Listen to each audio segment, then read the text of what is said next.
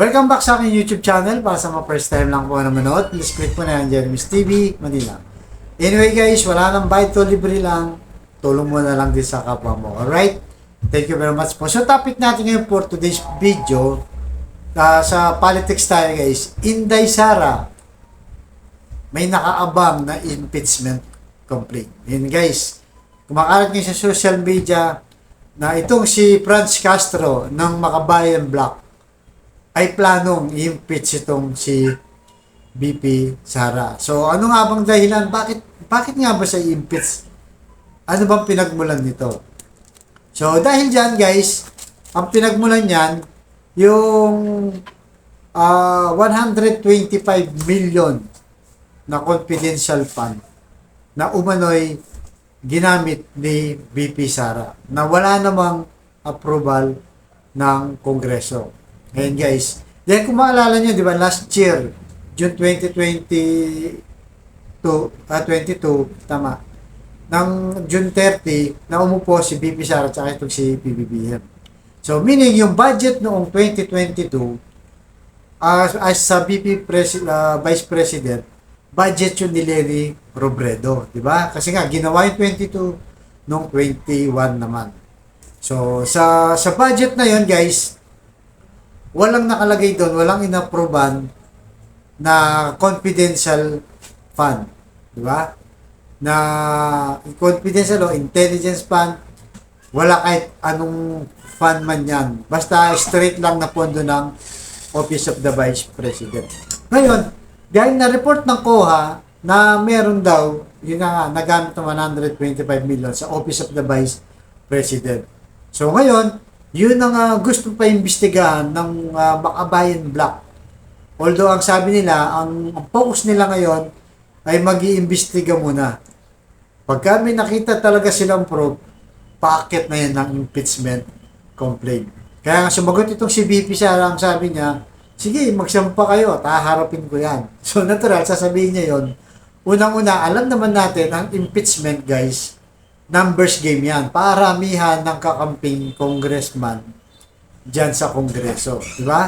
Numbers game yan eh. Kailangan majority makakuha ng 2/3 votes para manalo ka sa impeachment complaint. So yun ang matcha-challenge ngayon. At meron din nagsasabi na baka itong nagsasabi rin na baka itong impeachment na to ay may utak o sinong pasamuno. Yung iba sinasabi nila si Tambaka daw si Tambaluslos, di ba? Sinasabi na nila Maharlika, sila Bagong Lipon at mga ibang kritiko ngayon sa BBM administration.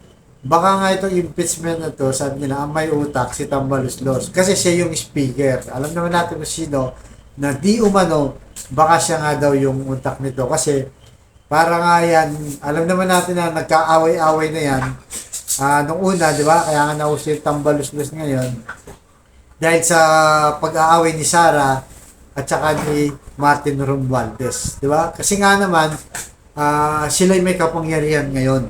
So, yun ang sabi nila. Baka nga daw merong nasa likod ng impeachment ngayon. Pero alam naman natin, ang Makabayan Block talagang kritiko yan ni BP Sara. So, ang maganda dito guys, talagang dapat may imbestiga para magkaalaman, di ba, may paliwanag ni BP Sara kung totoo ba yung ginawa na yan. So, meron tayo na panood naman ng mga Duterte, mga vloggers, sinasabi nila, hindi naman nagnakaw si Sara di ba? Baka ginamit na sa mabuti. So, wala. So, sa ganung argumento, walang ninakaw o ginamit sa mabuti sa ibang project, wala nang problema doon. Pero ang problema kasi doon, yung paggamit ng pera na hindi yung nakalaan doon. Ibig sabihin, sabi nga ng Makabayan Block, baka nag-transfer ito ng pondo. Mula doon sa 2022 budget na naiwan ni Vice President Lenny Robredo dahil nga kalahating taon lang ang kanyang termino na, di ba? Napalitan na siya, natalo na siya. Tinransfer na kung saan nakalaan yung budget na 2022, tinransfer na which is bawal yun.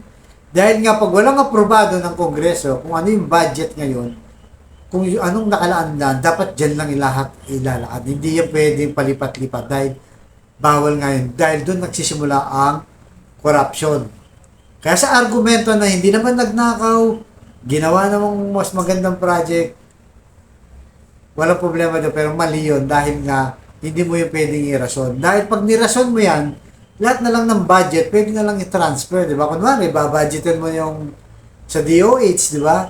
O, tapos, tinanggal mo yung 10 billion, halimbawa kayo, 10 billion, tinanggal, nilipat sa iba, bawal yun kasi pag sa DOH lang yun, na ganong alagang budget, dapat sa kanya na lang yun. Hindi na pwede itong ilipat dahil kung ano yung inaproban at final ng Congress na kanyang Senado, yun na yun. So, yun ang nakikitang butas ngayon kay BP. Baka ginamit niya yung pondo ni Lenny na ginawang confidential o intelligence fund. So, doon nakakaproblema ngayon. So, siyempre, alamin pa yan at yung COA, ititignan na mabuti dahil sila yung naglabas ng report nito at nireport din naman ng OBP na may nagamit sila. Kaya yun dapat ipaliwanag kung bakit ganun ang nangyari. Kaya malalaman natin at yung sinasabi nga ng iba, baka may utak dito na pinapatalsik na itong si BP Sara dahil nga para hindi na tumakatakbo sa 2028 dahil balitang nalaman natin before na itong si Tambaluslos ang tatakbo ng 2028 bilang presidente. So, medyo marami pang mangyayari guys. Alamin natin kung totoo nga ba to. Pero sana mas maganda, imbestigahan para malaman natin, di ba? Kung wala naman, di mas maganda malinis ang pangalan ni BP. Pero pag may nilabag, dapat may managot, di ba?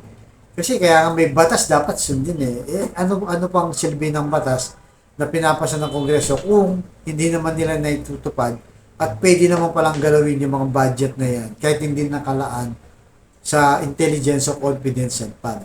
So, yun ang dapat nating abangan guys. Update natin, monitor natin. Sana magka-imbestigahan para malinis at malaman natin. Para hindi na ito pamarisan. Baka mamaya, pagka iyan pinahintulutan, gagawin na yung ibang agency na which alam natin, hindi lang si BP Sara, si PBBM, marami pang agency na may confidential at intelligence fund. Now, which is, may pakialam tayo dahil pera natin yan, nagkakaambag-ambagan tayo. Dahil sa tax natin guys, tayo mga mamamayang Pilipino, kaya may pakialam tayo dito. Kaya sana huwag nilang sirain na silang gumagawa ng batas, sila rin magtutupad, huwag sila yung sisira ng ating batas. Alright? So hanggang dito lamang guys. Thank you very much po.